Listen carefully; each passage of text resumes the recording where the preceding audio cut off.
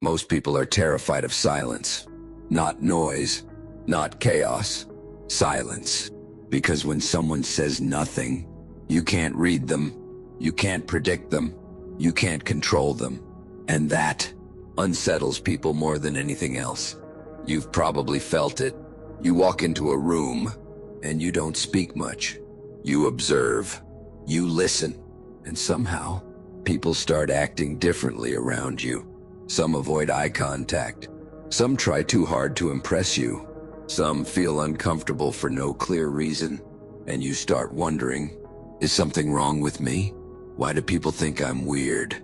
Why can't I just be like everyone else? So you try to fix it. You force conversations. You laugh when you don't feel like it. You try to be louder, more visible, more acceptable. But it drains you, because it's not who you are. And deep down, you feel like you're losing something real, something powerful.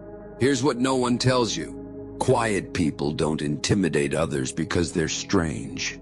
They intimidate because they're unpredictable. Most people reveal everything. Their thoughts, their insecurities, their intentions. Constant talking is a form of exposure. But you don't give that away so easily. And that creates tension. Because humans are wired to feel safe around what they understand. And when they can't understand you, their mind fills in the gaps. Sometimes with respect, sometimes with fear. There's a reason ancient thinkers valued silence so deeply. Not as weakness, but as control. Control over your words, your emotions, your reactions. One of the most powerful ideas in Stoic philosophy is simple.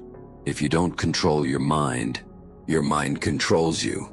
Most people speak because they need validation. They talk to fill the void, to avoid discomfort, to prove something. But silence? Silence means you're not desperate. You're not reacting. You're choosing. And that choice is power. Think about it. When someone talks too much, you eventually stop listening. But when someone speaks rarely, every word carries weight. Silence creates presence. It forces people to pay attention. It builds mystery. And mystery is something the human mind cannot ignore.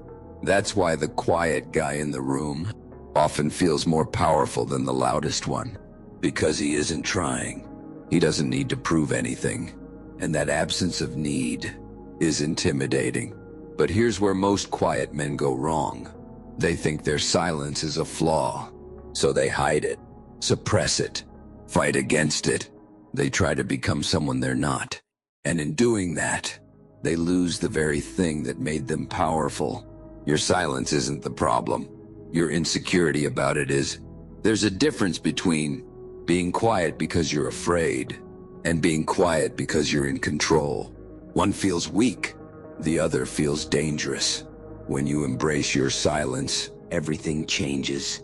You stop chasing attention, and people start noticing you. You stop explaining yourself, and people start respecting you. You stop reacting instantly, and people start thinking twice before approaching you.